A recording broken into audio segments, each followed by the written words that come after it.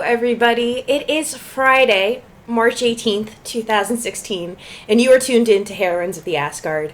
I am the Lady Ninja of the Assguard, Pizza Maid, and along with me, I have Lady Samurai of the Assguard, Sushi Geisha. Hello. We run a very professional and a very serious podcast here. I hope you guys take us extremely serious with our Comic Sans scrolling text. If not, it's a very unfortunate situation. Get on our level. Get on our level. No, but in all seriousness, happy Friday, everybody. TGIF for us. We're super excited. Yes, we are back to seeing you guys and talking about our favorite 2D men as well as games and all points in between.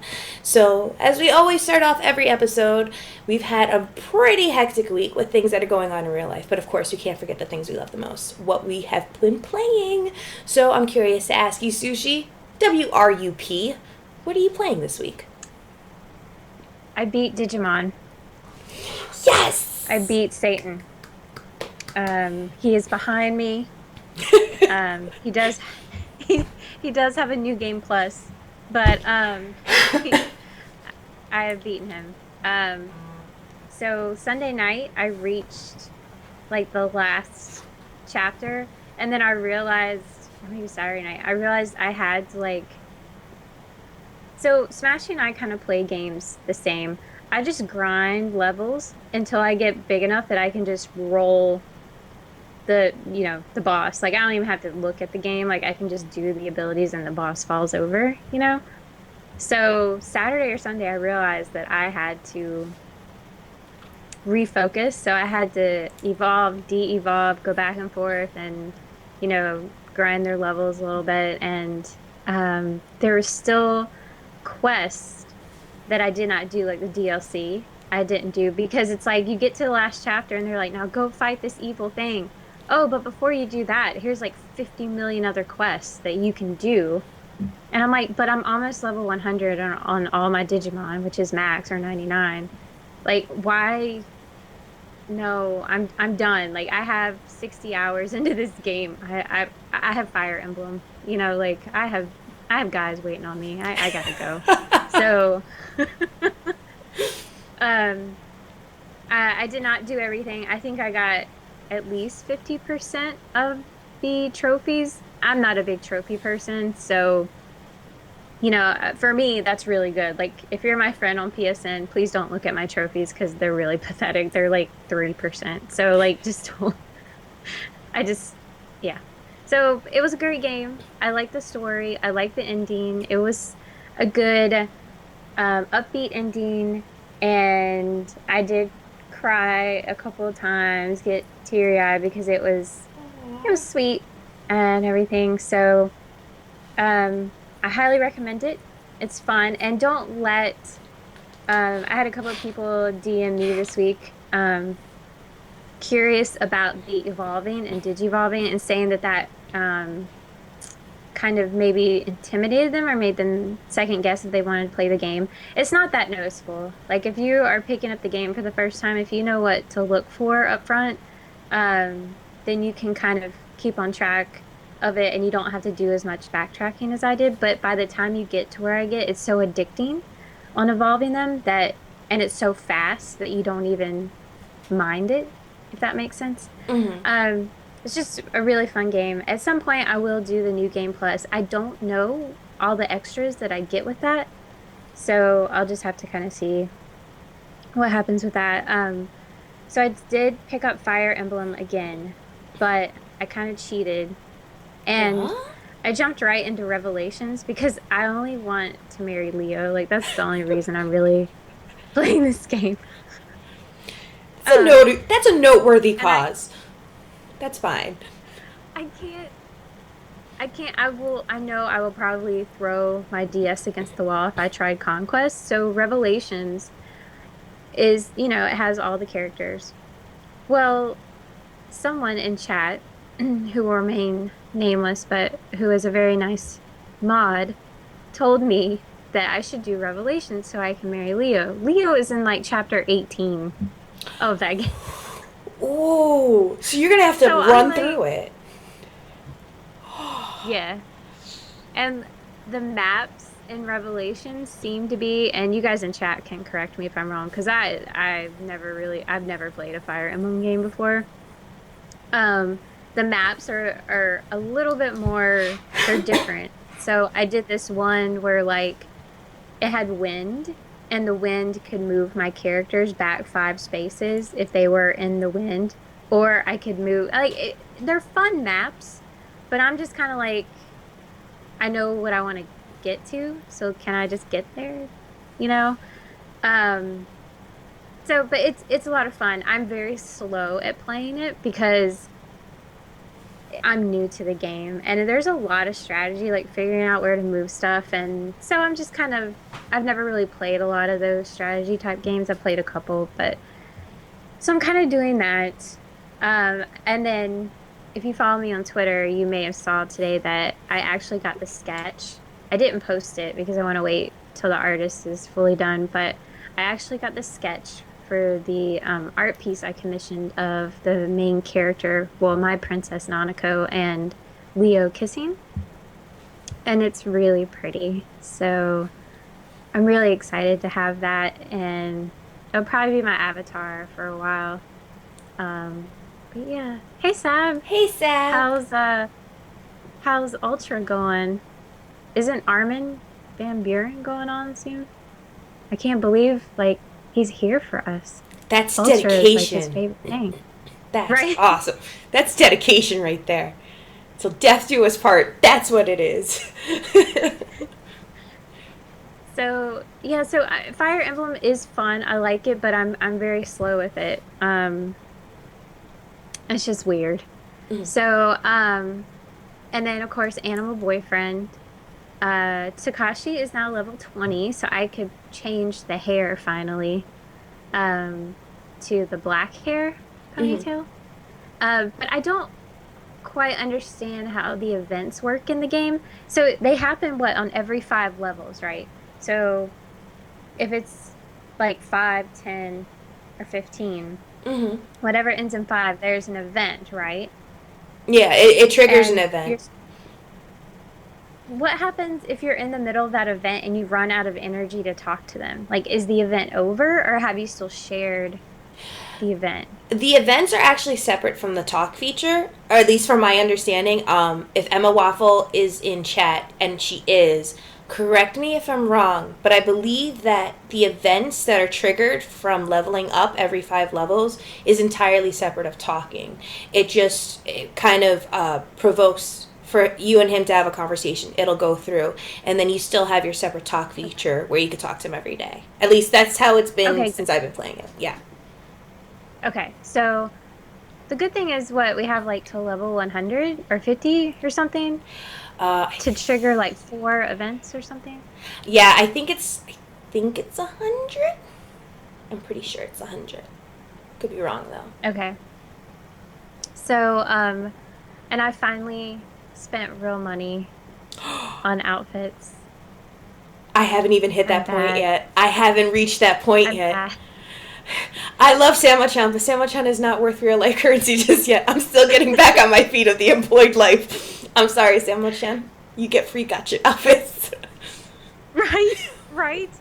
And like, hey, okay, so while we're talking about this, how do I turn in my exchange tickets? Okay. Because I have like a ton of them. Yes, I am trying to figure it out too. I did it once before and I don't remember how to do it. Emma, I'm gonna need your assistance on this one because I have 9 exchange tickets that I have not used yet either. I forget how the exchange ticket system works. The only thing that I know how to use is the gin, which is what you can Hmm. collect throughout the course. Even if you're doing the regular event, like the Easter event that's going on, you can collect colorful eggs that you can use towards the event gotcha, and you can collect also K, which is the in-game currency, Yeah. as well as the gin. And the gin, I think, gives you some better options. It's like a tier above the K, but I think G is above gin, but gin is above K. Um, Yeah. I don't remember how to use the exchange tickets. I have to look it up. Yeah. I'm slowly learning the app a little bit more. And I definitely have dailies from it. Like when the dailies switch over, I'd go in there and I'd socialize. Like I do I do everything in that app. It's crazy. Um, it's bad. Mm. Because you people give you recommendations and you're like, "Oh my God, that's such a cute outfit." That And hair, then it's like, "Oh, the hairdo suggestion you got, the feathered out hairdo suggestion, I want that hairstyle now. It's awesome. yeah." I want Samo-chan to look like an 80s metal hair band, like hair metal band. I want that more than anything now. So I did the egg event today, when the dailies, when like my power was almost fully charged or whatever. Um, and so I got enough eggs to do the event 3 times, no, 4 times. Mm-hmm. Um, and I got a new outfit from it. Mm-hmm. It was crazy. Like a really nice one. So I put him in that one. It's not my favorite, but I feel like, it's different. I haven't seen anyone in it, so kind of want him to stand out, be Mm-hmm. special, you know. It's terrible. I have a problem with that game. So It's I've been fun. doing that. I did Notice Me Senpai, which we'll talk about it later, but it has an update for it as of today. Mm-hmm. I finally captured the idol senpai, Mm-hmm. and I think I have a thing with Sparkles, so I think he is my favorite. And Sam is not the same as Twilight, so don't even, we're not having that conversation. We're not having that conversation. And of course, I did the Men of Yoshiwara. I finished Aurora's route. And I'll talk about it later. But yeah, so that's for me. It seems like a lot, but it really hasn't been as much as I usually play. Like I didn't get any trails in or anything. It's just been a really kind of crazy week. But what about you? I know you've been because you started your new job this week, right? Or last week? Yeah, I started last week, and this week was my first full week, so there's still a lot that I have to learn, but I'm trying to find the balance between game time and work time. It works out really well, though, because my job doesn't let us have our cell phones on during the workday, which is good because it keeps me very productive and I get a lot done. But during lunch breaks and when I go home, plus with daylight savings, having more sunlight, I get more game time in.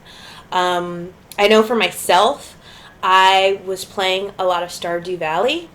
Anybody who plays Stardew Valley, I was rooting and I was adamant on choosing Sebastian. Like, I was going to make him my bitch because we first met together at the arcade and I was like, oh, it's fated. It's going to go down. Like, I'm going to wife the shit out of him. Right. And then another character came to the game. His name's Sam. And he looks like a Super Saiyan. I was like, oh shit. Oh shit. Which led me to go to the Stardew Valley wiki to see how I could romance the pants off of him. The minor description that they offer Sam is that Sam is an aspiring musician in a band with Sebastian. The only two-man band there is. I believe he's the drummer, I think. But he likes pizza, so if I keep feeding him pizza, I'll gain my affections with him, and I can trigger events with him and make him mine. So now I want to make Sam the Superman Saiyan mine. And when I actually told real life Sam about it, he was like, "It's not even my final form." I'm like, "It is in Stardew Valley. I'm gonna wipe the pants off of you so you can totally live with me in my house." So I was doing that. I tried Fire Emblem Fate's Birthright. But I had a really bad experience with the Nintendo eShop support that I'm just not going to get it. It's unfortunate. I hope people who have the game and own the game still play it and enjoy it. It's just, I had a really below par customer service that really turned me off on wanting to play the game. Like, I just didn't want to invest in it. But I want people to keep sending pictures and just help make Jacob mine in another fashion, if you guys could. Right. Sam is the guitarist, and Sebastian is on keyboard. Thank you, Emma. Emma plays Stardew Valley. Emma is my spirit animal. And my spirit animal is also coincidentally a waffle pizza. That's what we are.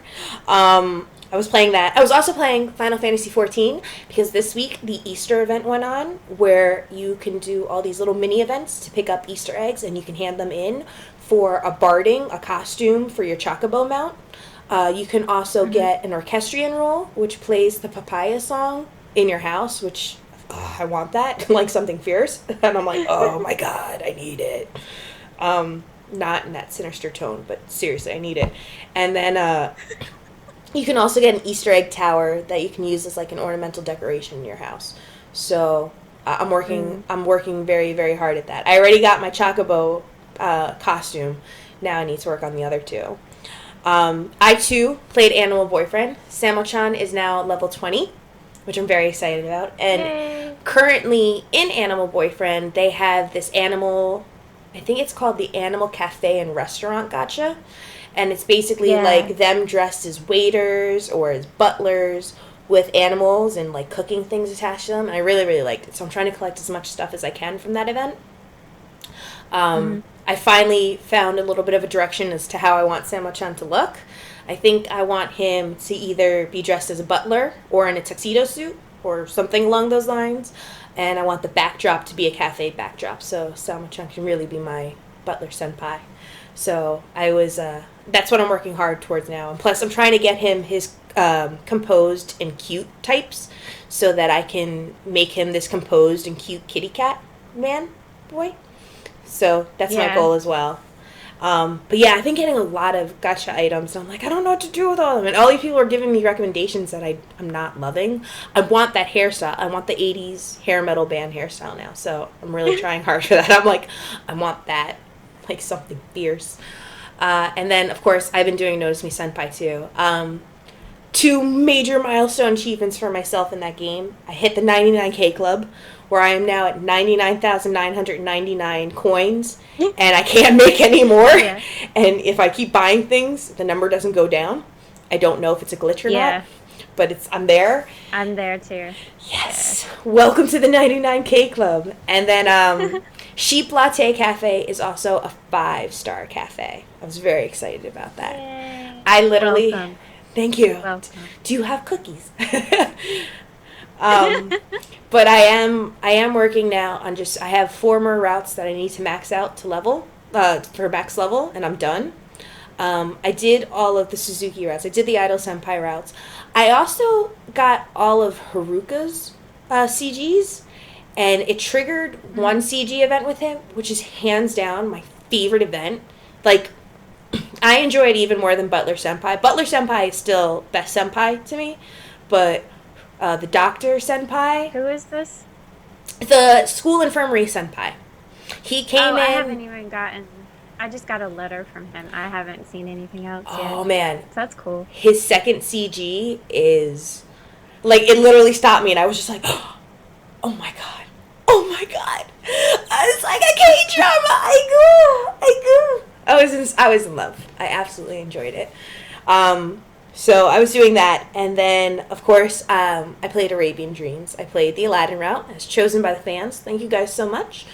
I have my thoughts on it, and I will share that with you guys in just a bit. But, Sushi, I know you played the Men of Yoshiwara, and you played a Roha's route. What is the final verdict? Yeah.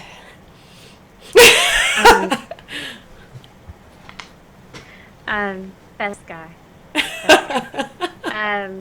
I would have streamed it, guys, but my work has been borrowing my mic for the past week for work stuff, because I have a better mic than they do. So that's only reason why I didn't stream it. But I finished it. It was an emotional roller coaster. It was, as Kat said when I first streamed the first part, 0 to 80 and back again, all the time. I'm sure if you saw me on Twitter last night, I did a SMH, shake my head at him, because there's this one moment where you're like, son of a bitch. Like, you just want to jump through the computer and, like, beat the crap out of him. Was it in the middle of the storyline, like around like chapter 6 or 7? You know what? Let's just say the game's been out for a while. Most of our friends have played it. Mm-hmm. So I'm going to say, I'm going to do a spoiler. Spoiler alert. So just mute it for like a minute 2 minutes. um, so spoiler alert for Aurora's route in the Min of Yoshiwara. If you have not played it and you don't want to be shocked like I was, move on in the podcast, please. Sorry about that. When he had a kid, that woman showed up with his kid, and I was like, what the fuck are you doing? And then she didn't even talk about it. She was like, well, that makes me uncomfortable, but I'm still gonna put on a negligee and go sit next to you. No, fuck you. Whose kid? Where did this come from? I shit you not, that was the ultimate buzzkill. Like, literally, we were on the verge of blue balls if women had blue balls. Me and Kat May were like, oh, this is getting good. This round's getting good. And then she's like, I have a kid. In verbatim, Kat May was just like, I can't finish this right now for tonight. It was literally 2 a.m. and the two of us were like, we have to call it a night. I can't do this. I don't even feel right. It's a horrible fucking plot twist. I mean, in another route, there's another similar plot twist, but it happened so much later, and I guess I wasn't emotionally invested in that character that I just didn't care. I was like, of course it would be that plot twist. Yeah, of course, whatever, F you. Like, sure, okay, fine. We'll go with that, right? But this, best guy, and not like he murdered someone in the past and, he's running from the law or he stole a library book. No. He's got a fucking kid that he's never told me about. Yep. And we've done, like, everything but gone all the way. And I'm like, it's kind of important, buddy. Yep. And so that part almost took the train off the track at that point. It was almost a deal breaker for me. But I wanted to see how they justified it and explained it. Did you get that far? Yes. Do you want to know? Good. Okay. No, I did. I just want to make sure. Did you finish his route? I finished his route. And that's why I was like, oh, okay. I guess that makes sense. It worked out well. But what the fuck? Don't throw that in my face. So, it was so stupid. Like, I don't know. Maybe because I'm just... I need evidence. I need a DNA test. We're going to Maury. Like, I need to know. Well, no. You know what I'm saying? Like, it was just... Like, she confessed and was embarrassed. And I get it. It was fine. But I'm just saying, for me, if that was me, I would have invented a DNA test on the spot. I would have just, been like, we're gonna... I need proof. I need proof that this kid is not yours. But, I mean, how did you feel about that part? I will be honest, me and Kat Maid in unison were just like, I'm not even feeling comfortable completing this chapter. And we ended it for the night. It took me 2-3 days to get back to it. I was so unconsolable from that reveal that I actually had to hit up Healbot at heart. And I'm like, Healbot, you've played all the Men of Yoshiwara, right? And she's like, yeah. And I'm like, I gotta talk to somebody about this. I can't tell Sushi about this yet. It's gonna break her. It's gonna break her heart. I can't, but I have to talk to someone about this. And she's like, okay, talk to me. And I'm like, does he really have a kid? Is it really his kid? She goes, no. They explain how it's not his kid. And they gave a plausible explanation. I go, I couldn't finish the route. I couldn't even get to that point. I was literally, 2-3 days. I refused to touch the game. I'm like, no. I don't want to be with a baby daddy. I don't want to be a part of that baby daddy drama. It was bad. Pissed. I was pissed. But I did it last night, so I had to plow through it. I have to finish this, by tomorrow. And I'm glad I did. It was I thought it was a very sweet route in the end. With him quitting his job, he didn't say, I'm going to continue sleeping with women. Mm-hmm. He quit his job. And he did expect a job at the family business, but, that's fine. He was a manager. I liked how they worked that in, too, that he was a manager. And so he was, using his skills as a manager over here in, a real not a real business, excuse me, that was rude, but a non-brothel business. Mm-hmm. And how he was so respectful of her mom's wishes that they didn't fool around or anything until she approved of him to be, her son-in-law. And I mean, I thought it was a great route. I mean, you definitely want a route that triggers different emotions. And it can't just be lewd all the time, unfortunately. And this one wasn't. Like, it pissed me off in the middle, but then it got lewd again, and then it was sweet, and then it was lewd again. So it was fun. Mm. Um, I liked it. He's definitely my favorite route. Um, just I'm probably gonna play the second date.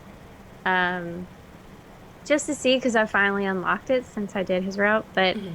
um, I liked it. I liked it a lot. Um, a good balance for me um, of everything I like in a route. Plus, okay, we're still in the spoiler alert section. He's a demon. He's an ogre. I that's my favorite ultimate favorite kind of guy in Otome games. Like I Mhm. just that's if I find that out, I'm just like, well, he's gonna be best. He could be like a Yep. piece of shit, and he's still gonna be best. And that's exactly how I knew. That's why when you had joked with me so often and you were like, "Oh, I don't want you to think that I'm really taking him as best boy," in my mind because you hadn't finished the route yet, and I'm like, "No, he really is your best boy for a reason. Just wait. You're gonna see real Yeah. quick, and you're gonna get into it, and then you're really gonna claim him for best boy, and it's rightfully deserved. He was a good looking Ani. At, He was a good looking Ani. yeah. At first, I was disappointed because I expected more tattoos.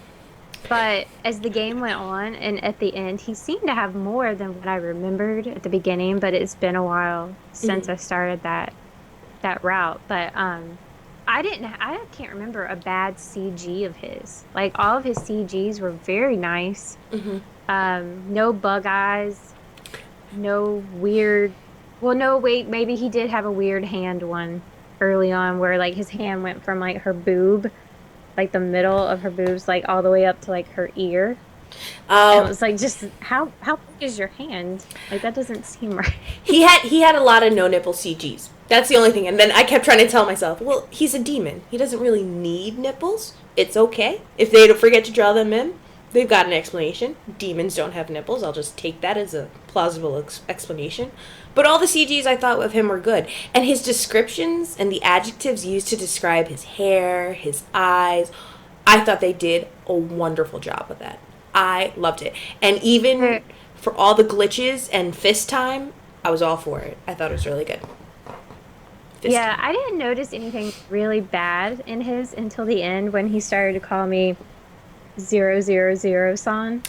And I was like, okay, well, that kind of removed the tenderness in that moment. But so I'm kind of curious because normally like I'm not a big I don't know. I'm curious as to what happens in the second chapter if they do have a child together. That would probably be the only route where I would be interested to see where that goes. You know what I mean? If that makes sense. Yeah, Um, a little ogre baby would be so cute, you know? I don't So, I don't know if they do it. I mean, I know they do it. I know they do it, but I don't know if they do right. that. Um, from what I've noticed thus far from the stories and the endings I've unlocked in the second dates, it seems more centric and focused on the two of them in a separate scenario and not the storyline. They don't really continue much of the general storyline into the second dates. So I don't know if you're going to see that, but I guess really the only way to find out is if you try it. So you can let me know if you make demon babies. Right. And so we could have a demon baby shower for you. Yay, that would be great. That would be sweet. Okay. We could do that. But yeah, so spoiler alert is gone. That was probably longer than 2 minutes. I apologize if someone was ruined. You can blame me. I'm on Twitter. You can yell at me. But no more spoilers for Aurora's route and Men of Yoshiwar. So, how was Aladdin's route for you? So I think Oh gosh. I started with a sigh. I'm just like, I will say that I think I am currently suffering from post traumatic Otome syndrome, PTOS. I think once I've dealt with such a great mobile Otome game as War of Prayer was for me, it's hard to find that same excitement and exhilaration in another mobile Otome. And I think, unfortunately, Arabian Dreams is getting that treatment. I really wanted to be excited about Aladdin's route. The storyline was good, but the music doesn't seem to gel well with the storyline for me. And even if a CG isn't that good, usually, either the story or the music will kind of captivate you and turn the CG into something thought-provoking or something that can bring emotion out of you. And unfortunately, I did not feel that for Aladdin.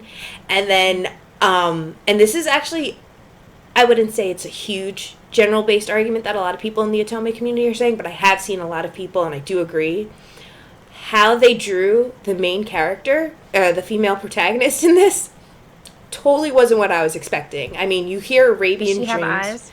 She does have eyes. I promise you. 2. Okay, that's cool. 2, in fact. But when I think of an Arabian princess, and I'm not trying to racially profile, I'm not trying to stereotype, but you hear an Arabian princess, you think of, a very exotic-looking female. Maybe, dark eyes, dark skin.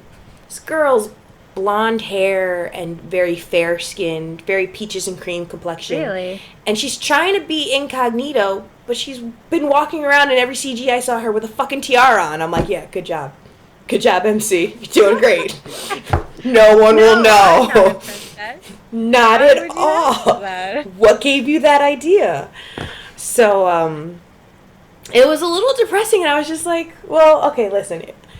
If you're not going to make me... And I think that's something that I kind of connect to in games, because being a woman of color myself, it's not very common to... I mean, it is common, but it's not very common to find as the female protagonist a very, exotic, dark-skinned heroine person.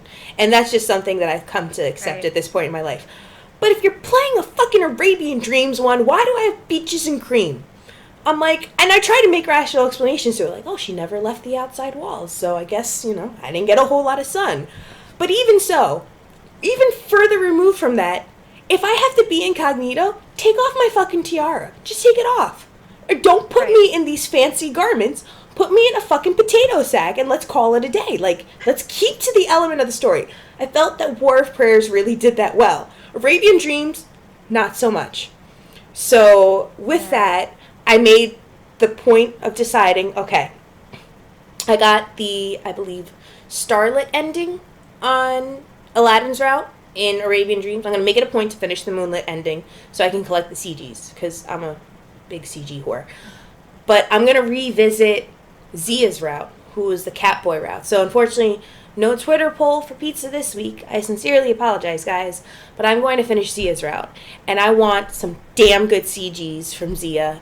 And even though I know I look like Chloe Moretz in this game, I'm going to go for the gold anyway. I want good CGs. Especially if I'm making out with a Catboy.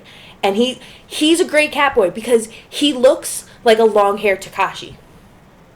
This is why I have to send you a CG eventually so you can see it. You're going to go, oh my god, long-haired Takashi. I'm going to go, right? I want to be all up in that. Like, I want to enjoy the Broadway show Cats with him. So, I'm going to try to finish those routes this week and see how that works. You only have one more route left in the Men of Yoshiwara, correct? Yep, so no poll for me either. We will be finishing Junior's route. I'm kind of I'm looking forward to it. He's I don't dislike his character. I'm really kind of intrigued by his character, and I kind of want to know more. I know that Ovada has done his route, and she seemed to enjoy it, so I'm looking forward to it. So hopefully I can stream that next week if work gives me back my mic. If not, I will definitely report back next week. Awesome.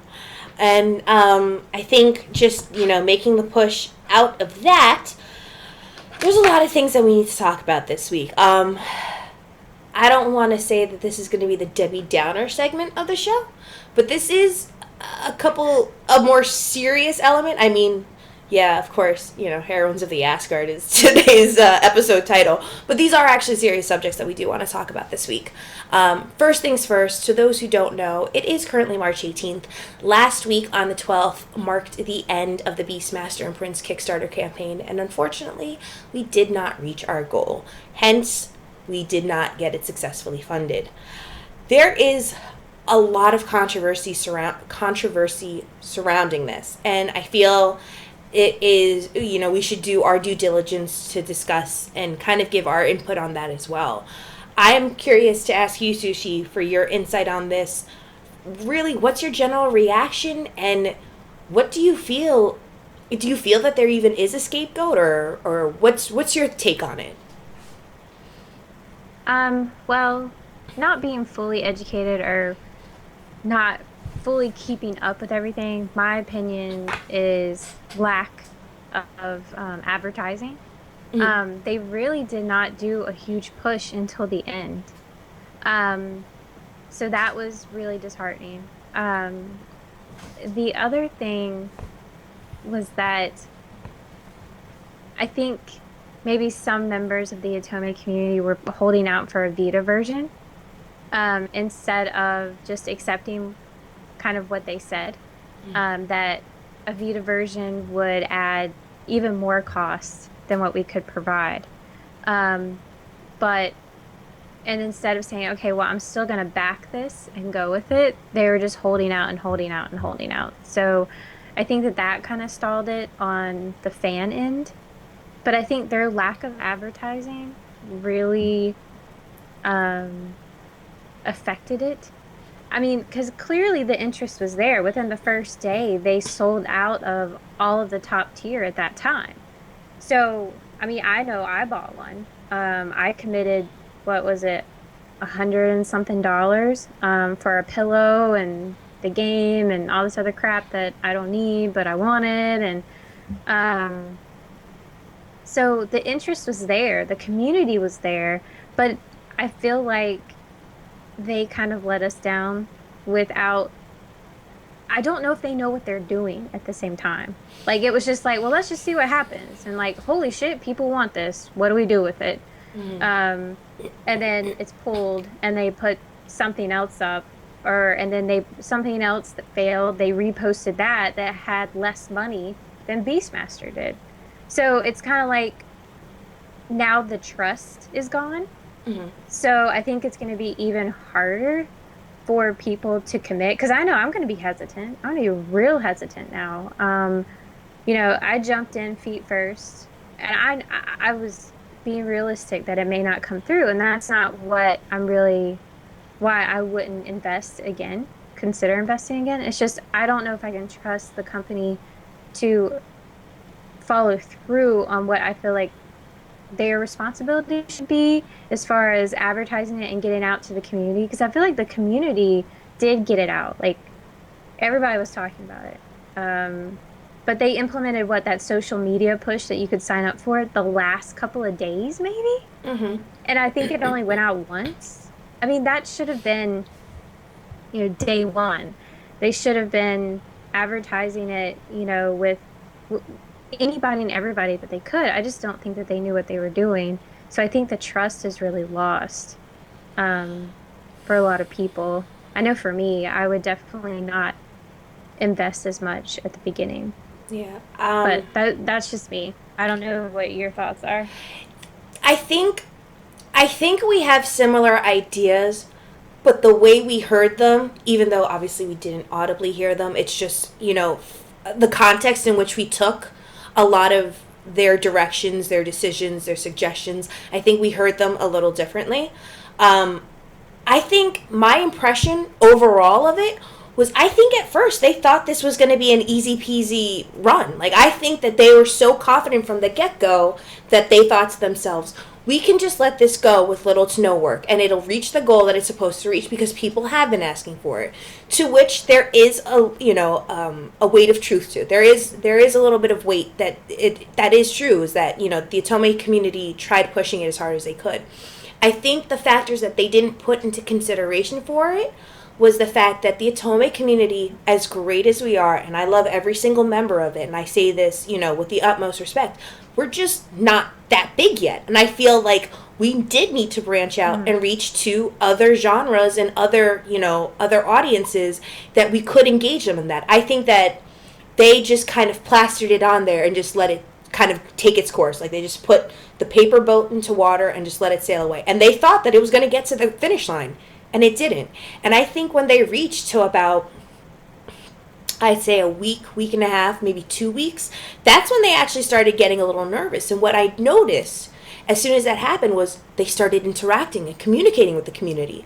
I will say, Automate, I still love them for the games, and I still love them for the IPs that they've released, but they just started reaching out to me with, 2 weeks into the campaign, 3 weeks into the campaign, posting my blog posts and posting Ellie Berry's blog posts and all these other people's posts regarding the Kickstarter. I feel like they hit, like, it was too much too late.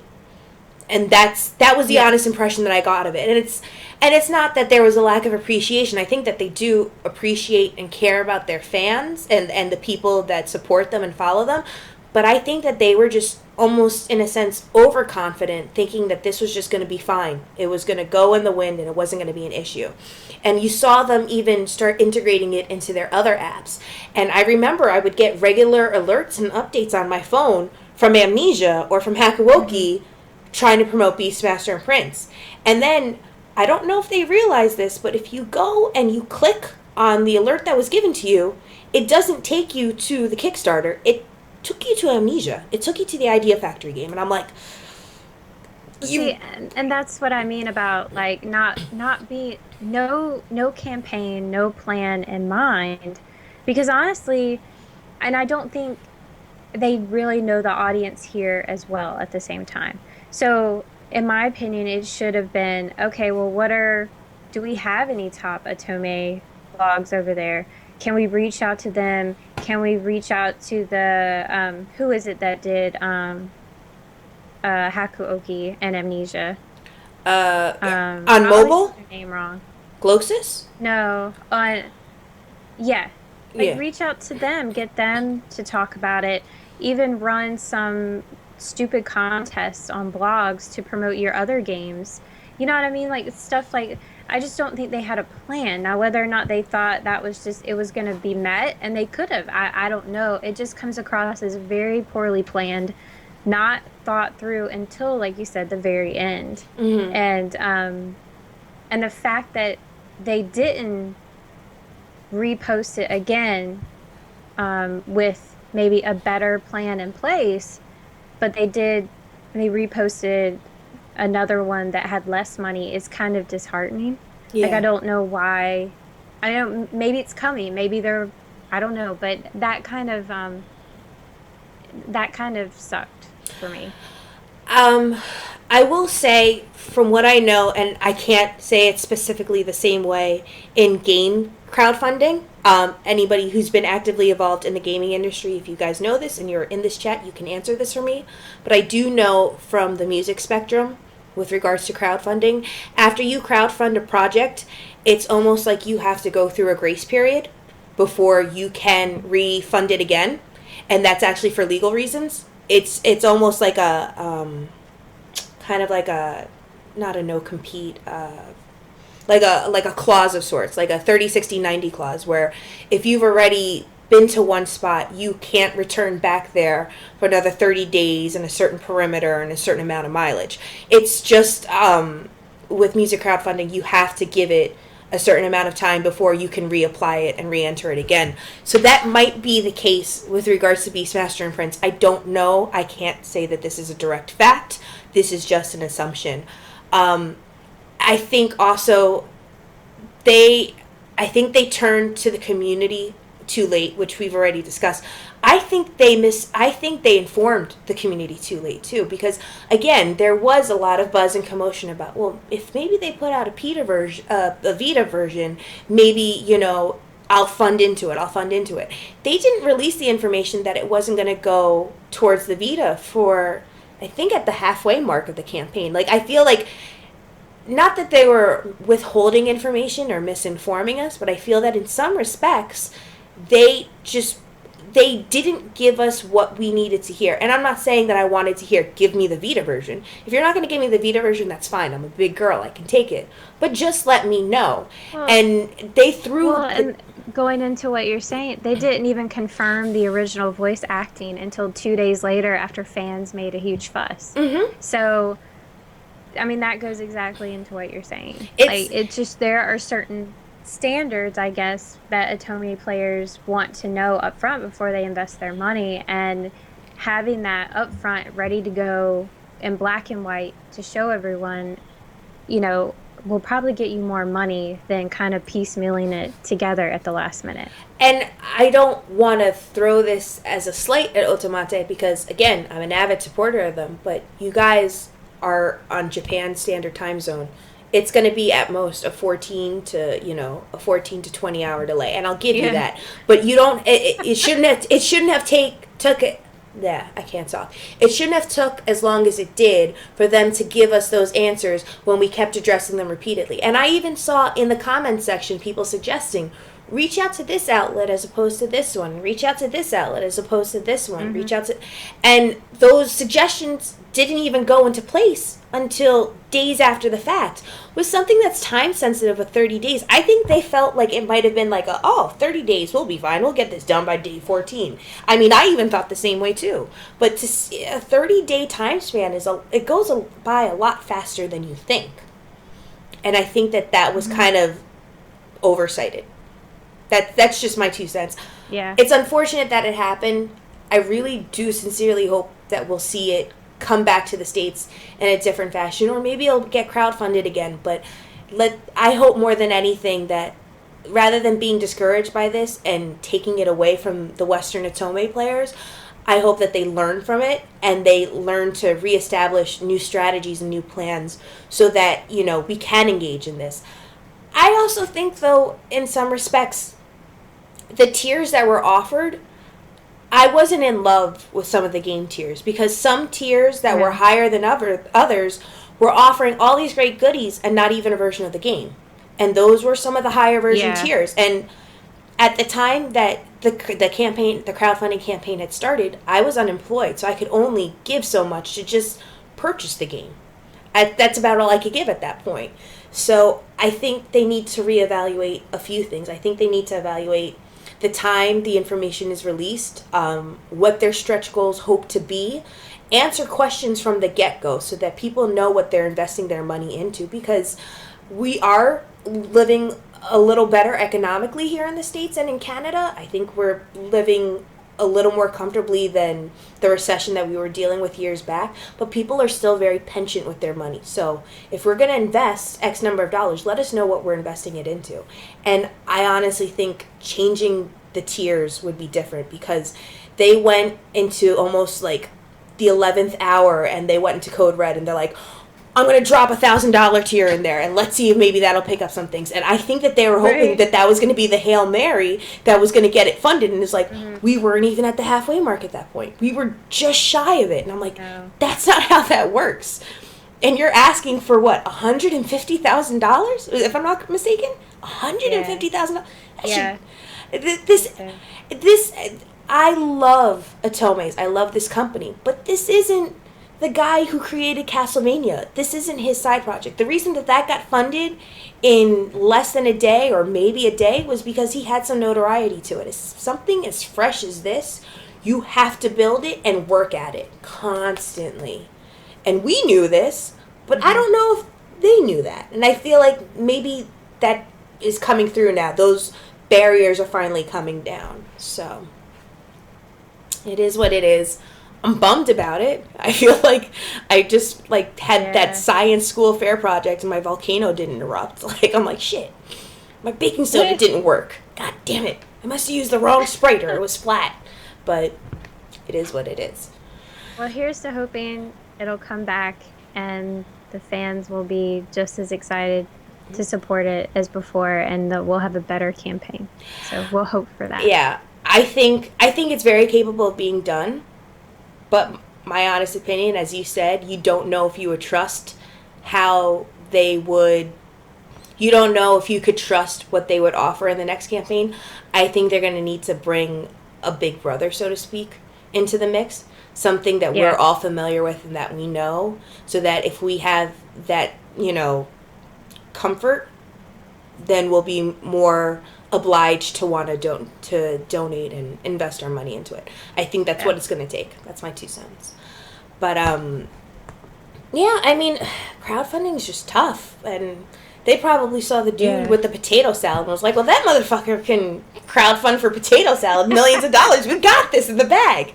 It's like, no, we're just... Well, now they know. You just offer free potato salad with the game. Oh, my God. Right? If they actually did that and it got crowdfunded, I'd move. I'd move to Siberia. I'd be like, fuck it. I'm done. I'm out of here. I feel like a fucking waste of space. I'm done. Something that... God, fucking... I don't even like potato salad. I really don't. Unless it's vinegar-based with no eggs. Then I like it. Anyway, I'm actually going to get to a serious point. This is where shit's going to get real, girls and guys. This is where shit's going to get real. This is something I had wanted to talk about months ago. I'm not going to name the person, but I remember following a new follower on Twitter. And I remember hearing many tweets of distress because she was getting frustrated by a lot of the things that her parents were saying and thinking and implying with regards to her being an avid Atome fan. And she was getting a lot of flack for it. And it stopped and it made me reflect and think that, what would it be like for me telling my family and me being open with my family that, hey, I play Love Sims, and hey, I do a podcast about it, and hey, I have a boyfriend, but I also have a 2D boyfriend on my phone and on my computer and this and that. This is a topic that I wanted to engage and interact with our chat streamer, our viewers right now as well. I would love to hear everybody's opinions on this because this is something that kind of hit close to home to me, especially now being closer to my family. Coming out of the Atome closet. Dun, dun, dun.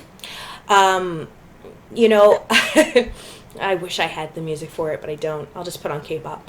But I wanted to talk and discuss about letting others know about this hobby, this labor of love of ours, this leisurely, relaxing, getaway for us. How do families react to it? And how do your significant others react to it if you are happily taken? Some people could generate a very positive response, like, good for you, You want to sex up that 2D dude. I back that, good for you. But there's also a lot of people that are vehemently against it. There are some people that get criticized immediately, thinking you're lewd and you're really, you're trashy and da-da-da-da, and you're like a whore and da-da-da-da. How do we combat that as Atome fans and as Atome players? Because now that the community is here, we can always back each other up and offer each other support. But sometimes going out into the real world and having people accept us in our, skin and our true colors, it's difficult. It's difficult. And mm-hmm. This situation as a whole, being accepted for who you are, at face value and within, it's a topic that gets discussed in so many different societal, topics, whether it be your sexual orientation, whether it be your color, whether it be your choice of lifestyle. Of course, you're not going to be able to please anyone, but it's hard to also combat it when you're kind of hit with so much backlash. I mean, I can tell you numerous instances where I've told people I play Atome games and that I play Love Sims, and they're like, oh, so you isn't that any different to porn? Like, how do you deal with it? Like, that's your thing? Like, what does your boyfriend think? Does he think, like, you can't get off just because, and so you have to play Atome games? And I have received that comment once before. I wanted to talk about these things because I want people to find their inner strength. Not to sound sappy and not to sound like a Hallmark card, but I'm being dead serious. I want people to be comfortable with what they love and what they do. And I don't want people to feel defeated or feel criticized or judged harshly for something that makes them happy. You should be able to do what makes you happy with no reservations and without having to please anyone. So I wanted me and Sushi to discuss at length our own personal experiences and just see what advice we could give to you, or maybe you can even tell us some things that work for you guys or how it makes you feel. I want to openly talk about it here and see how do you combat those kind of negative Nancy's. So, Sushi, I know I spoke to you about this, and when I was reading the show notes, we both wrote some really lengthy paragraphs on it. You are a gorgeous married woman. You come from a really, really great, strong, supportive family, and you have a great circle of friends surrounding you. How did they respond to it, and how would you combat it if any of them were opposed to it? I'm curious. So, I will preface this with a disclaimer for me. Um, this is where I am right now in my life. I'm not at the same um, point in life as everyone who's listening. So this comes from, my point of view, my experiences, and what I currently live in. So I am, I'm 35, I'm married, I work a full-time job, 8 to 5. I'm an only child. My parents live 10 minutes down the street from me and drive me crazy sometimes. And so that's kind of my situation. Um, I was picked on a lot in school, so I, I can't speak specifically for someone who lives at home, I guess is what I'm saying. And I don't want to downplay that, so I'm just going to offer where I am and how I handle myself. And hopefully, maybe some things I say will help you or someone be themselves more, because that's the most important thing. So my parents, they only play Warcraft. I bought them Guild Wars 2. I got my dad into Star Wars. They only want to play Warcraft. Just the other night, coming home from work, my mom's like, "Hey, trying to get my legendary. Can you help me out? Don't have a subscription. Sorry." No, no, I'm not ready to get back on the train yet. Um, they don't like anything anime. Now, growing up, for me, I've always liked anime, but I've never been exposed to it because it just wasn't a part of the people around me. And so I started dating my first serious boyfriend, and he would buy me wall scrolls from girls in like fighting games. And I would put them up, and my mom would give me a very hard time about it. Um, they have never bought me anything anime related at all. The only thing they did was last year, 35 years old, they bought me the Tapri card set. And I think that was because she didn't see it. She just was like, yeah, whatever, Merry Christmas. There you go. Um, so I don't tell them what I play because I know they're not going to understand it. I know they love me. I know that they support me and they want me to be happy, but that doesn't mean I have to share everything about me to them. I'm still Sushi. I'm still an individual. I love my parents. I talk to them every day, sometimes twice a day. Um, they're still a huge part of my life, but when it comes to video games, I've made that wall because I know they're not going to understand it, and there's going to be awkward comments made, and in my opinion, it's none of their business. That's just kind of how I look at it. I'm here to help them with what they need help with. If they ask me what I'm playing, I hem and haw about console games, and they're like, "Oh, what are that?" and they move on. So that's kind of how I handle my parents.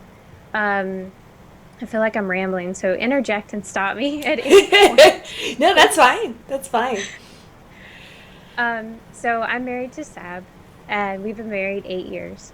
But we've been together for a very long time. We dated in college, and he knows that video games are a huge part of me. Like literally, like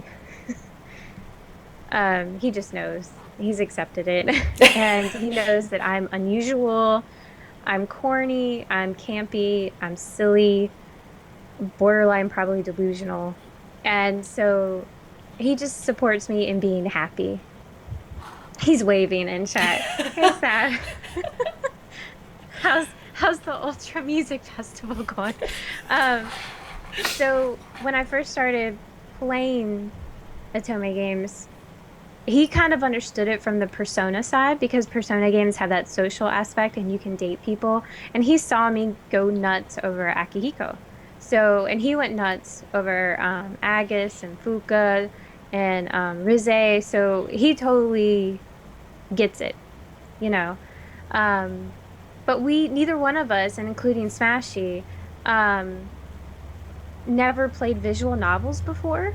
So for all of us, we were like, what is this? Like, I don't hit a button and kill something. Like, what am I? I'm just reading? Really? I'm just reading. And so for all of us, it was a learning thing, like just getting used to a new genre. It was never a negative thing. We all kind of learned about it together, I guess you could say. Um, as for other friends and people in my life, I don't talk to them. I work every day, 8 to 5. Those are the people I see more than my family. They don't play video games. They don't even know if I mention a video game, they probably think I was talking about an Atari, which is awesome, but I don't play Atari. So I don't even it's one of those things where I build walls to protect myself, not to keep people out, because I open up to them in other ways. They still know I'm weird. They know I have a podcast, but it's just about video games. I don't tell them what I talk about because I don't, it's none of their business. Hmm. Um, because I don't want the questions, the looks. This is me. This is who I need for me. And who are you? Like, I don't need to explain who I am. And that's kind of where I come from. I did share, so, was it Code Blood? Is that what it's called, the Steam Yeah, game Blood that you Code. played? Blood Code. Or Blood Blood Code. Code. I Yeah. always reverse it. Code Realize does So, that to you. yes, that's where I get it from. So, it was over kind of around the holidays, and I have one coworker who's a real sarcastic bitch, and I love her dearly. And we send each other inappropriate pictures that we find on the internet, like just funny random stuff. And I was playing Blood Code, and Christ was everywhere, and it was literally it cracks me up how his name is Christ, and it always says it in the game. So I sent her a picture. And she's like, what the hell is that? And I'm like, oh, it's like a love sim I'm playing. And her first question back was, what does your husband have to say about that? And I'm like, what business is it of yours? Like, I'm just sharing a funny picture. Like, we're supposed to be laughing about this. And so I played it off, and I'm like, he doesn't, he doesn't care. Like, what does it matter to you what my husband thinks? Like, Hmm. that's my life. So, uh, no more funny screenshots shared with that coworker. Um, but I don't want to make it sound like I'm walling myself off. I am just kind of protecting myself and my friends and acquaintances who aren't going to understand it and who never will and who will maybe just judge me. I don't have to explain myself to them. So, um, I haven't had any negative reactions from people. Honestly, because like I said, I don't really open up that much. If someone does ask me what type of games I play, I usually say JRPGs and Otome games and then leave it at that. Because if they don't want to interact over JRPGs, they're probably going to be like, oh, you don't play FPS, then I'm just not going to talk to you. Um, One funny story, and then I'll wrap this up because I feel like I'm talking way too much, No, you're is fine. Sav and I we were getting wine at the wine shop. And I had on my Star Wars hoodie, and this guy comes up and he's like, hey, are you gonna play Star Wars Battlefront? Of course I'm not. Like, I love Star Wars, but I'm not gonna play that. So I just look up at him and I'm like, no, I'm in the middle of a really intense rhythm game right now. So I don't have the time. And he just like was like, okay, well, I hope you find what you're looking for. It's Persona 4 Dancing All Night. That shit is intense. It has a story. It's awesome. Go play it, people. It's on the Vita. Go get it. Um, and sometimes I feel like I am kind of a gaming hipster because I don't play like PlayStation sends me freaking emails and they're like, look, Call of Duty 5000. I'm like, excellent. I bought, a fan service boob game last night. Why aren't you matching my interests? Like, what are you doing here? So, and then just to kind of wrap it up, um, like I said, this is where I am, and this is how I handle my personal situation in my life. Um, my two pieces of advice, um, well, I guess one piece now that I'm looking at my notes. It doesn't stop the hurt that you get from people, but once you start saying it to yourself, it may help you deal with it. Only you have to live with yourself. You have to be in yourself 24/7. No one else does. And if you can look in the mirror and say, I like who I am, I like what I do, and I'm happy, then fuck everyone else. Like, seriously. Yep. My grandmother told me that, and it changed my life when she did. Um, so, don't let these people, most of the time when they say mean and hateful things or rude things, it's because they're scared. They don't understand, they don't know, and they can't. Most of the time, if they approach you negatively with something, it's because they can't process what you're saying. Like, it's fear and the lack of understanding. And you know what? That's on them because you get it. That's all that matters, right? As That's long all as you you need to get get. it, you understand. Yeah. So, Fuck in your closing, hats. I'm going to read what I typed. You ready? I'm going to drop it. Uh, Haters gonna hate, yo. GG. So, there you go. I'm gonna shut up now. I like how Smashy literally added as a hype man crew, fuck your house. Fuck your house. No, it's really great, like, symbolic points, and they're prolific. That I wish that it's easier said than done for us to apply those things, but I think the more that people proactively talk about it, and the more that people are comfortable in their skins to be able to discuss those things, I think they build up the courage to do it. And a lot of people are like, yeah, but that person has a lot of self-esteem. That person has a lot of confidence. Like, everybody is capable of having confidence and having self-esteem. You just need to believe in yourself. I don't need nobody else to I'm sorry. I'm getting thug. I'm sorry. But I don't need anybody else to believe in me. I need to believe in me. And if I'm going to believe in me, I'm going to take over the world. Like, that's how I'm going to do it. And I will say, I struggled with this since I was in elementary school. So don't think that I am perfect and I have all this self-confidence. I hate being around crowds. I hate doing presentations. I hate meeting new people. I hate going out. I get very nervous by all this stuff. I am so self-conscious and vain. It's ridiculous. So don't think that I'm this perfect person, that I found this way of life and I'm like just like going through and everything's fine. It's a constant message that you have to tell yourself, and just remind, even if, like, for a while I would have a post-it note on the mirror that would say, you're going to do well today, you're going to do good, you're happy, all these things, just to say yeah, like, get myself pumped. But my biggest thing is, don't let others beat you down, because that's what they want. Yeah. Rise above them, be the better person. Like, seriously, fuck them. Like, Yeah. you don't need that. And it's true. It's true, and I think everybody has that hardship that they endure in their life. A lot of people who know me are like, holy shit, you're Miss Sunshine, and oh my god, you have so much confidence and self-esteem in yourself. It's like, yeah, I can put on a really good fake smile. I can.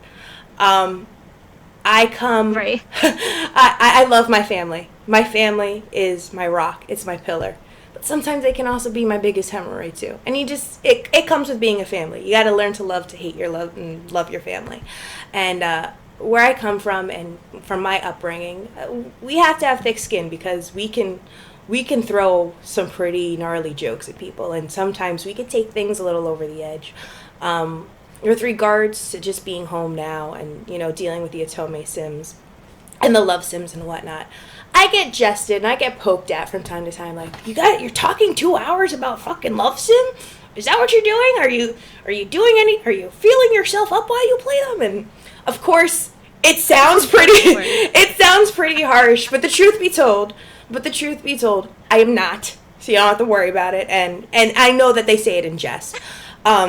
when push comes to shove with them, when push comes to shove, though, they know that it does mean something serious to me. They know that it definitely strikes a chord with me, and they see me visibly get upset about it. They'll be the first ones to back off because they'll be like, I was just messing with you. I didn't know how to tackle.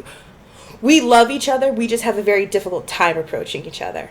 As a person, for as long as I can remember, I put up a really good facade that I'm happy all the time and that I'm super cheerful.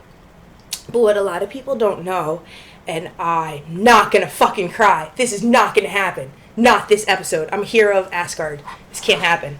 But what a lot of people don't know is that I went through a lot of childhood experiences that a child shouldn't have to go through. The things that I had to encounter in my lifetime, I would never wish upon my own worst enemy. I saw things early on that a child shouldn't have to see. There's things that I learned that a child shouldn't have to learn, and I'm very grateful that I was never the victim to some pretty heinous acts that can happen to people in this world. But I did see some things that no child should ever have to encounter. And with that, it left me very scared about the world. And it left me, how do I put it? It left me with a lot of anxiety because I didn't know what I should be comfortable with. I didn't know how to be comfortable in my skin because I didn't feel a sense of protection in this world. And I didn't know if it was okay to like certain things because every byproduct of what we like and enjoy in life could either have a positive or negative effect. And in my lifetime, I've seen things that have shown more of a negative effect than a positive. I've seen, without being too detailed and too graphic, I've seen what people who think having just one drink is okay. I've seen what's happened to people who try to help their family out by means that aren't so legal. I've seen and realized firsthand that sometimes people go out of their way to protect their kids and in the process really put them in a dangerous situation. And that left me with a lot of anxiety, and that was kind of how video games left me to find an escape. I fell in love with video games because video games took me away from those harsh realities. And I knew that I had to approach them regardless. And I knew that they were scared straight approaches, whether they were intended or not. But video games to me are my escape, even if temporarily.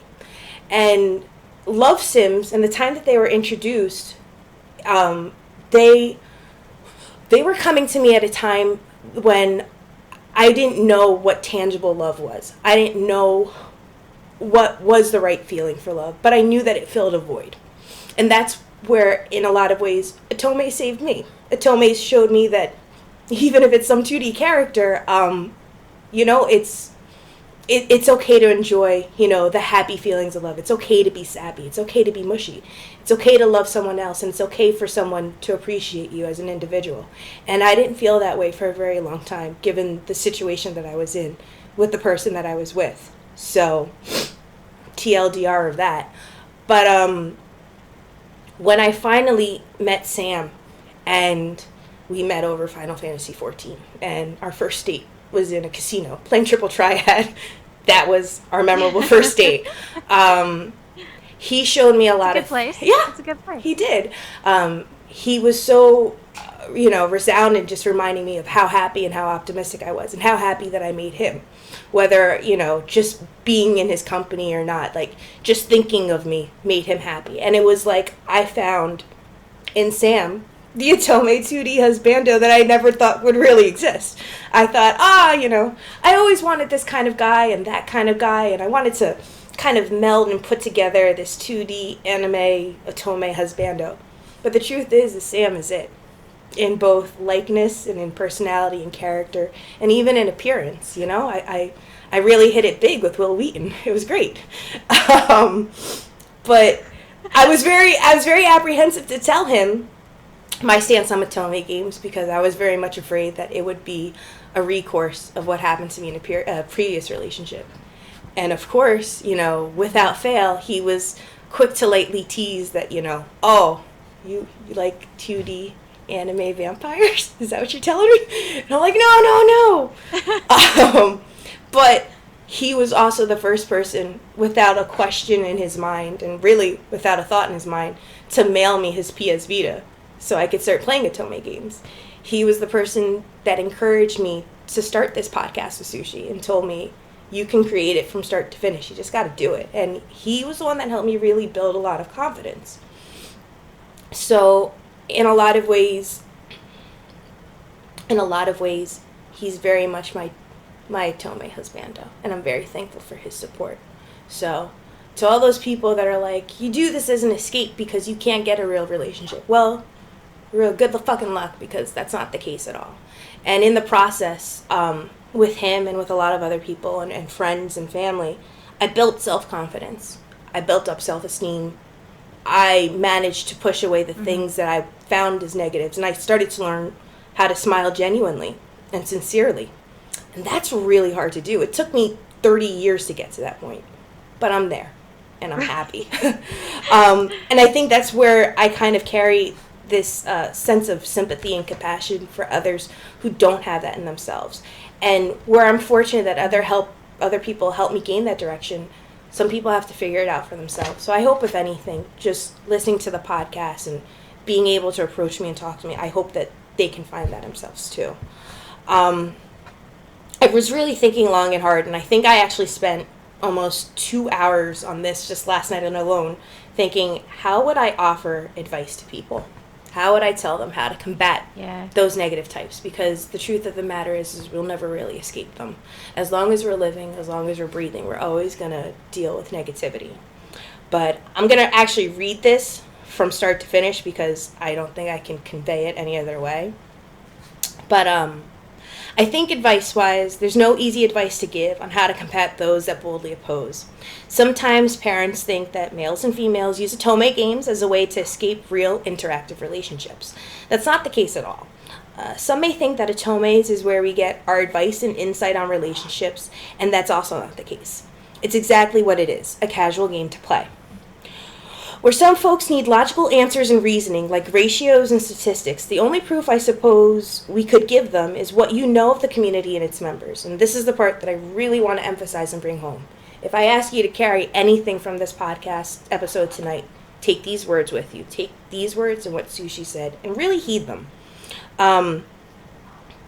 Everyone actively involved in the community in any aspect is comprised of a good, kind-hearted individual that's open-minded and willing to help others. Without a pie chart in front of me, I know a good portion of the folks I follow are either in a relationship, married, or happily single. They have normal 9-to-5 jobs and are mindful of finances because this is a hobby that to some degree does cost a reasonable expense. A lot of the active individuals involved, I think, are also really intelligent because many of the males and females at play either have a basic concept of a foreign language, an example, Japanese, Chinese, Korean, etc., or are actively involved in localization, or even just have the ambition to want to learn a new language. So why so much of a fuss for just wanting to play a game? Let that be the segue to introduce the opposed to trying a new Otome out with you and letting them see it for themselves. If they like it, they like it. And if they don't, at least you put your best effort out there. If they can't accept that, like Sushi said, fuck haters, Haters gonna hate. Get out the house. I really... GG, bitches! But no, I'm really glad that we got this out. I think this was long overdue. I think this was a discussion that needed to be told. But I do want to drive this point home. And this has nothing to do with the fact that I'm absolutely in love with Sailor Moon. But you do need to know. You are never alone. You won't have to be lonely anymore. If you follow this podcast and you need people to talk to, we're always reachable. If you look on Twitter, 9 out of 10 times we're talking about Animal Boyfriend. We're only a DM away, I swear. Yeah. We have Tumblr. You could send us pictures via Tumblr. You could also send emails to the podcast if you want. I don't ever want anybody who follows this podcast to feel that they are segregated or that they're a minority, that they don't feel like they can connect or reach out to someone. By no means is this a suicide prevention hotline, but this is an outlet for people so they realize that they're not alone. a mantra that I carry with me in life is I don't ever want anyone to ever feel lonely, and I want to protect everybody that can't protect themselves. So if you ever do need someone to talk to, if you ever feel like it's almost too much to bear, and sometimes you just feel discouraged that you don't want to play anymore, talk to us about it. If you're excited about something, tell us about it. We want to be there to enjoy the celebrations with you and enjoy the highs, but also be there to comfort and console you when you have those lows. So, And you have something to contribute. You may not think it, but we all, as a community, we all bring something to the table. yeah, So just because maybe someone else in your life can't see that doesn't mean that other people won't see that. So, yeah. everyone does. Everyone has a voice. No voice is too small to not be heard. So, take that for what it's worth. We're going to edit this episode of the podcast, and we're going to omit all of my crying with pictures of Roja instead in ochre form. So get ready for that. Sushi, I hope you're prepared for that video editing this evening. I hope you're for it. But that's exactly. Every time I look like I'm going to start crying, just put the word squeeze over the video. And that's how we're going to do this. Because I don't cry. My eyes just get salty. And it just sweats like onions. You know what? This is actually the best time to segue to something a little more uplifting and a little more lighthearted. This week in screenshots! I wish I had music. It's just so anticlimactic if I don't have music. But what I am going to do is I'm going to switch things over. And this week, we were sent some awesome submissions. Well, really, we were sent weeks ago. Awesome submissions from one of our Twitter followers, Lady Renike, who is a very, very close friend of ours and a very, very great fan of the podcast. She actually sent us some gems that I wanted to share with you guys. She had a lot of gems, and they go across the spectrum of mobile otomes. So some I remember, others not so much. So without further ado, let's start with screenshot number 1. I believe this is from Scarlet Fate? Fate. Yeah. Yeah. Maybe. She and I played a lot of Scarlet Fate at the same time. I can't see it yet, obviously, I apologize. But it probably is from Scarlet Fate. I could be wrong. And I apologize too. These are all mobile otome screenshots, so I can't get them that big. But I got it as good as I could get it. A human like her that can... this... Yeah, no, go ahead. Go ahead. No, you go ahead. You know more about this than I do. I was just going to say that it's a really good game. It was my first... Was this my first mobile otome game? It is, like, energy-based, so you can only progress so far, and there are checkpoints and yada, yada, yada. So it is kind of annoying. There may be a... there may be a paid version where you can buy it all. I don't know. I'm not sure. Maybe Flan or Emma can tell me. I downloaded the free version because I didn't know what it was. But I really liked it. So yeah. It's a good game. I enjoyed it. Yeah, I wanted to highlight this one because this I do remember playing this game. I do remember finishing a route, but I don't remember which one. But I vividly remember that the CGs that were offered in the game and just the screenshots, the graphics in the game are absolutely beautiful. Absolutely beautiful for a mobile otome. Yeah. Flan says that there is a paid version, so you can just buy all the routes. I will add that this is the one game where I actually changed my mind about the childhood friend. And that's all I'm going to say. Oh, really now? Yeah. Ah. If you pay attention in this podcast, and you've even seen some of Scarlet Fate, then you probably guessed where I'm going with this, but no spoilers. But yeah, he probably became, I mean, Kuso is my favorite, and they changed his name, and the way they spelled it, I think it means shit. So everyone was like, I'd be like, Kuso's so awesome, and my friend in like Singapore would be like, Sushi, that means shit. It's like, oh, but damn. He was my ultimate favorite. Yeah, It's so fun. I don't know why they changed his name to that, but Kuso was my ultimate favorite, and then the childhood friend was um C's. Yeah, Smashy is fat. Hey, don't. No, I'm not gonna read that. That's a spoiler. Oh my God. Smashy! Don't Anyways, make me time continue. you out. um, Screenshot dose is from a mobile Otome. I just thought it was funny. If you guys can't read the caption, I'll show it to you. I wish I knew which game this is from, but I just thought it was funny. It says, I would die before I could tell him that I could see through his loincloth when it's wet. And for whatever reason, I giggled my ass off for it. So that is from, and Flan and Emma correct me. I want to say Mononoke, but that's not it. I've played this game as well. There is a paid version where you can get there's 3 routes, and they are all kind of like mythological creatures. Mm-hmm. It was a good game. I really like the CGs.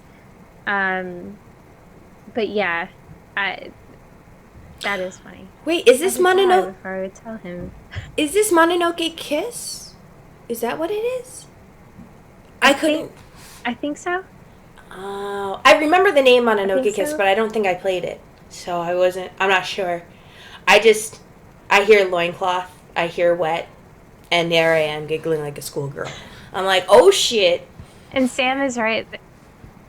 There are nipples. Yeah. Not to be confused with debris of the screen. This is, in fact, nipples. Thank you. Debris. Oh, excuse me. Sorry. There, Green debris. there must have been dirt. There must have been a pixel crash. It's a glitch. Oh. Nipples. Really, we need more Tome nipples in this world. I'm just saying. It is Mononoke Kiss. Awesome. So, yeah, Emma. Yeah. Okay. Yeah. There we are. I liked it. This one coming up, if you read the description and then look at the image, I feel like they could have been a little more detailed in the description. I just was just like, oh, is that all you have to say about it? I'm just waiting for it to come up now. So Okay, what does it say? it says a curiously attractive young man with an enchanting smile was there with me. No mention to the huge ass bat wings behind him. Just a curiously attractive young man. I was like, they really could have emphasized that, description of him just a little more. Because it's literally him. And yeah, he's curiously attractive. Horns and all. With a massive fucking bat wings behind him. And I'm like, you guys don't want to mention the bat wings? Because you sure as shit don't hide them in the CG. I think this is a Shall We Date Angel Demon game. Is that? Oh, wait. I think. What is it I'm trying to called? remember back to what she's played. I could tell you right now. Hold on one second. I'll tell you. Or maybe not. Give me a second. I'm going to tell you exactly where that came from. She has a lot. Like, literally, she just sent us the link to her Google Drive. I was like, bless you, woman. Angel She's or... gonna keep us in business. Oh, is it Shall We Date Angel or Demon? Is that it? Angel or Devil? Yeah. Angel or Devil. There we go. Yeah. Okay. So, Yep. Guys, I'm all about that. All about that game. He's also rocking that rare cape wings combo. It's hard to pull off. It is hard to pull off. He does it well. I would like to know how he manages to get his shirt on every day with those huge ass wings behind him. But I'm not gonna lie, he's hot. I'm all for that too. So good on him. Good on him. The cape has slits for the wings, obviously, Sam. Yes, Smashy. That's exactly right. This last one, I just wanted to submit because I got a lot to say about this senpai. And you guys, for your reference, this is from the mobile game Notice Me Senpai. You guys let me know when it comes up. It's loading. Yeah. It's loading. Oh my God, yeah. I just want to take a moment to reflect. Hajime Senpai. Hajime Senpai, in my mind, if we were to make the entire cast of Notice Me Senpais like the crew of Peanuts, Hajime Senpai probably rivals with Hideki Kramer Senpai as the pigpen of the crew. Because he has that really dirty, like, unkempt, like, facial hair. And then you see his actual face in the CG, and you're just like, what the fuck, guys? Skillshot, I love you.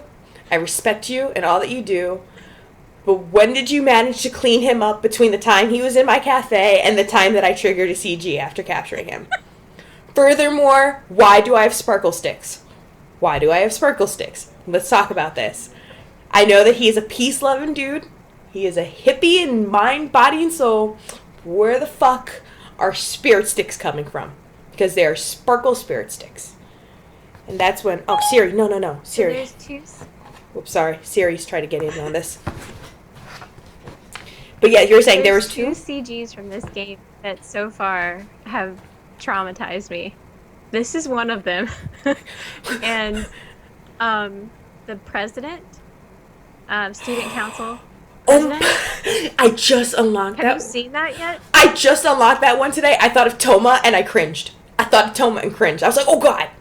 He looks like delinquent senpai without the band-aid on him. And I'm like, oh my god, you look so angry. Like, I don't know what they did for his little chibi to make him look like that, but it startled me. I was like, no, never mind. I'm changing your name back to a formal because I'm not calling you president anymore. You are weird. Like, he is. I'm not okay with this. You're exactly right. He looks scary. He reminds me of Toma. I'm gonna be honest. The whole... Sorry, I apologize for the spoiler, but up against the door, I'm not okay with it. I was not okay with it. I did not like him at all. I was like, no. No president. No. I didn't like it. Are they cosmic nunchucks? Is he Aerostar? No, Sam. He's probably taller than Aerostar. So by default of just height, he does not equate to Aerostar. I feel like that might be a slight insult to Aerostar. But Hajime Senpai, I wanted to like him. I didn't like his event very much, though. I don't want anyone playing taiko drums for me. I get the gesture. No, I appreciate it, but no. Cosmic nunchucks. These aren't cosmic nunchucks, Sam. These are sparkle sticks.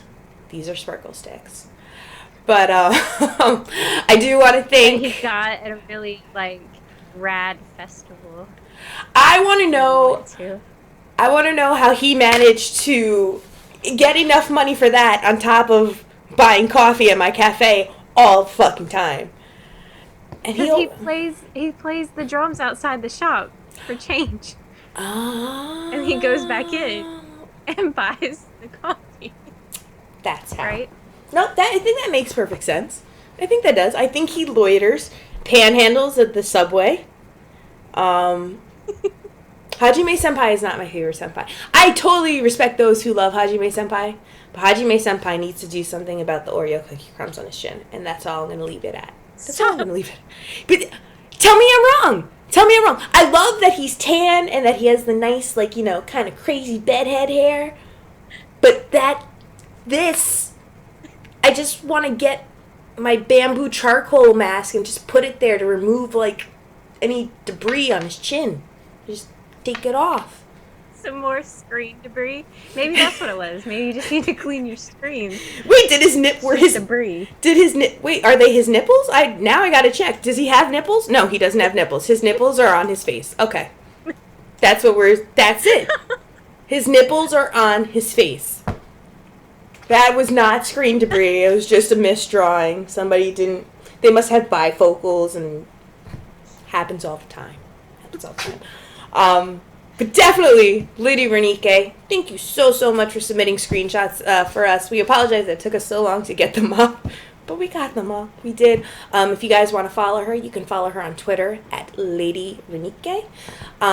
This week in news and releases, speaking of Notice Me Senpai, we do have an important announcement. Sushi, please spread the message to the land.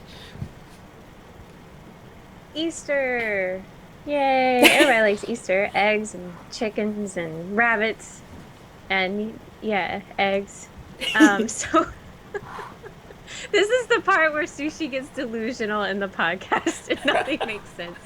So they had an Easter update as of today. So go and make sure your app is updated. There's new furniture, cookie, or Easter bunny, and eggs, actually, right? And a new theme.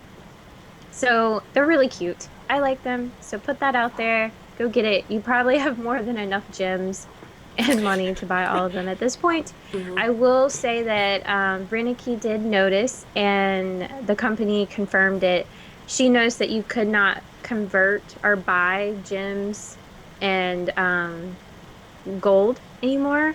And they said that that was just like a special event that they were doing for people who supported the game. So that's no longer there, but we have a new theme, new items, and stuff like that. So definitely go check it out. It's really cute. So everyone gets excited about the Steam sales. And since I'm a Sony girl at heart, I get excited about the PSN flash sales. Yep. Because I get so many RPGs and stuff.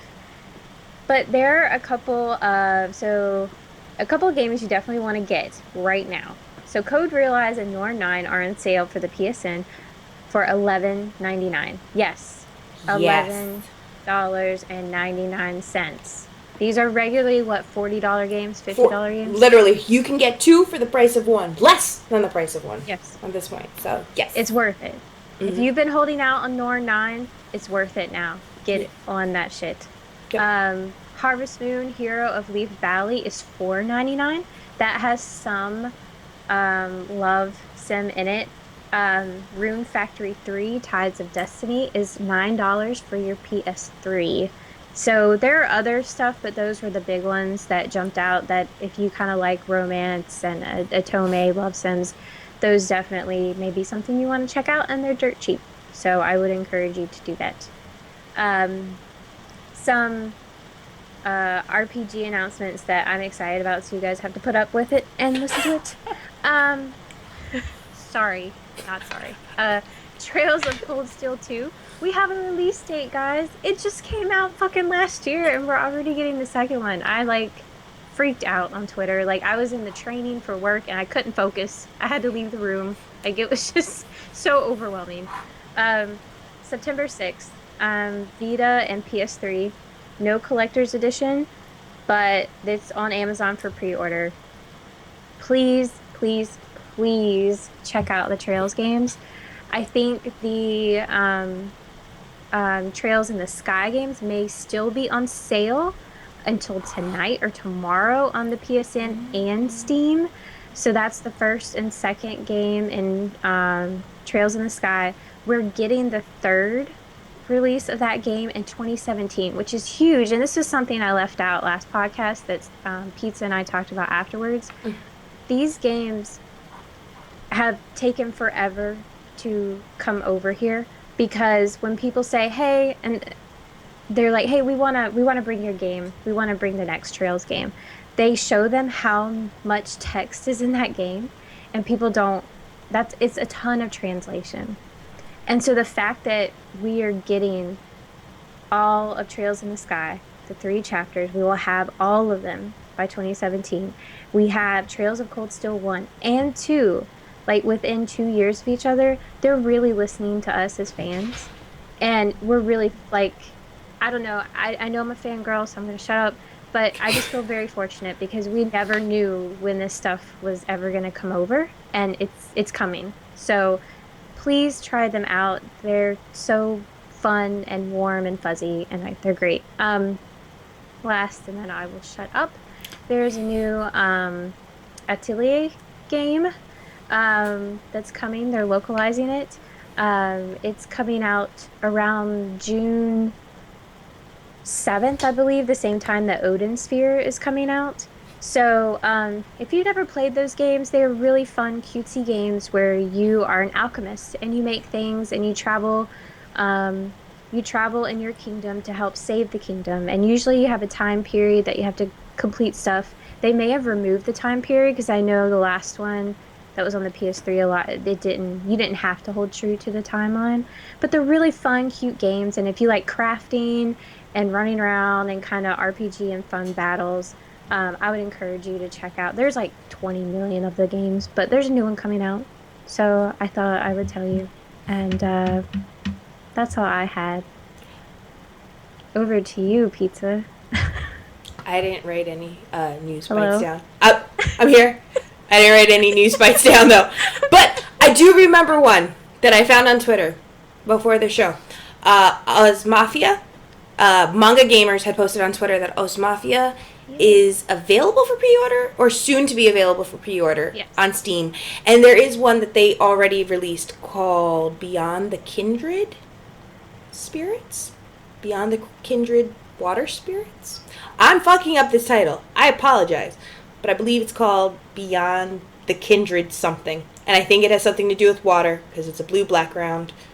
A blue background. So everybody get into that. I'm officially reaching like my dozed off phase because I'm like, oh my god, I'm exhausted for tonight. But just look for it online. Look for Manga Gamers on Twitter. They have all the information for it. Oz Mafia is going to be pre-order for Steam. So jump on that. Go check it out. I think I might pick up Trails of Cold Steel for the PC. But I'm afraid that I'm going to get too invested into it and I'm going to John Mayer cry at the points that make me sad. So I'm a little apprehensive about it. I'm like, I don't know if I want to do that. I don't know if my body's ready for that. So I'm still up in the air. Go ahead. Trails in the Sky is on Steam. Trails of Cold Steel is Vita. So just, if you were looking for Cold Steel, like the newer updated game, that's on your Vita. Just FYI. Okay. But I should start with Trails in the Sky first before I do Cold Steel, right? Yeah. There are characters that carry over, so you won't really know who they are. So I would encourage to start with Trails in the Sky. Oh, Smashy just brought up a really good point also about Atelier Sophie. In this one, your mentor is a magical book, and the collector's edition comes with a fancy art book. Does the fancy art book look like your magical book mentor? Because I'm going to be honest, that's an easy enabler for me, and I would buy it just for that. I don't want to be that person, but I will, and I'll probably order it tonight. But is it for the PS Vita, you said? Or is it for... It's for PS4 and Vita, but the Vita is digital only. Shit. Yeah, I gotta make a tough decision. I'm gonna probably end up, don't tell Sab who's listening, but I'm probably gonna end up buying both. I'm right there with you. Don't tell Sam. Let's hope he's on a potty break. I know. Atelier Aisha, I absolutely loved. I loved Atelier Aisha. So if we could just briefly time out and ban Sab and Sam from listening to the stream right now for just a second, if we could somehow mute them so we can discuss how we're going to plot making this happen, I might do it. I might buy the collector's edition. The thing I love in those games is like I'll be making stuff with acid and all this stuff at my alchemy pot, and I'm in a bathing suit. I'm like, woo, I'm burning myself. This is fun. Wait, does it come with exclusive DLC content also? Like cute costumes to wear if you get the collector's edition? I don't think it comes with the collector's edition. I think they usually release that after. Oh, okay. So... Yeah. So it's okay to buy the collector's edition and the digital version, right? Yeah. I'm just saying. I don't see any problem with that. We're supporting a good game. I'm just saying. When is it release, Atelier Sophie? June 7th. June 7th. Oh, shit. We are in so much trouble. It's the same time as Odin Sphere, because they're redoing Odin Sphere, and that's on PS4 and Vita as well. So it's the same. I I'm in deep shit. I'm gonna get in so much trouble for this. Do I buy it? Do I buy it? Oh my god. Atelier Sophie looks fucking adorable. Oh god. We are fucked. Oh god. Oh. Okay. We're gonna talk about this once we're able to go offline so I can go, how do I go about this? Sushi, can you help me try to make this happen? Can you just attack Sam for me so I can just do it so he can't stop me? Because he is anti-pre-order. Anti-pre-order. Does not pre-order a thing. Does not like to pre-order anything. The last pre-order he got... That's a whole nother episode. That's a whole nother episode. A whole pre-order discussion. But I still want Binary Star too. And I want limited edition Binary Star. I need more money. Think of it this way. You can at least read Atelier one of those games, right? Yeah. So. Yeah, I'd really like Atelier Sophie. I'm just saying. We'll talk through it. I'm going to get an intervention after this episode. He's going to go, seriously, babe? Seriously? And I'm like, but baby, pretty alchemy. I love it. But yeah, that is actually this week's episode. You guys, everybody who tuned in and joined in on the chat stream, I'm going to pull you up really quick so I can give you all some massive, massive shout outs. If the viewer list pops up for me. I did. It came up. Huge ups for Sabella, Samodi, and Smashy. Cat May joining us. Thank you always for tuning in. And of course to Emma Waffle and Foreign Flan. I swear I'm going to pronounce it correctly. But thank you guys for also being great insight and giving us tons of great input. If you guys enjoy what you see of the show, please do a favor and click on that heart to follow us so you guys can get continual updates as to when we start up the episode. As always, every episode will be available on YouTube following the live stream, so be sure to check it out on YouTube. And then shortly, just a day after, you can follow us on iTunes, Stitcher, and SoundCloud. If you guys want to follow us online, you can follow me on Twitter at PizzaMade, or you can also check me out on my personal blog at pizzamade.moe. Sushi, how can everybody tune into you as well on the social medias? On Tumblr, Twitter, and Twitch, I am Sushi Geisha. And on my blog that I have not updated but have some fun CGs, sushigeisha.co because I cannot afford the M. Okay. It's true, guys. One day we're going to start, we're going to start a Kickstarter. We're going to show them how we do Kickstarter. Let's buy sushi.m. Let's get the $1,000 backer. I'm making someone potato salad. I got this. I'll even make a vegetarian version too, just in case. But if you guys do enjoy everything, you can also follow us on social media at CB Heroines. That's CBHEROINES. And we're also on Tumblr at cbheroines-tumblr.com. Is that right? Yep. Okay. I would love to give you all the link to our YouTube, but we need to have more subscribers. So if you guys do follow us also on YouTube, subscribe to it. Once we get 500 followers, we get a custom URL. And if you enjoy what you see or enjoy what you hear, be sure to leave a review on the iTunes as well. If we collect enough reviews, we'll actually be able to see them one day. And somebody can honestly tell us at this point that I keep my volume up too high and to lower it the fuck down. So that's a goal. But other than that, that is actually all that we have for this week. Thank you so much, everybody, for tuning in, and we hope you have a good night. Me and Sushi are going to discuss Atelier Sophie right now, and see how we can afford both of them. So, bye-bye, guys. Have a good night. Bye. Bye-bye. Bye-bye. Should we even talk about this on the post show? I'm kind of curious. Should we just look it up on post show? I can't stay up too much more. Okay. But I mean, we can. I mean, if you want to hang out for like 10, 15 minutes, I can do that. All right, then. We'll do a 10-minute post show, and then we'll see you guys. So let's stop this broadcast, and we'll start the next one. Night, guys.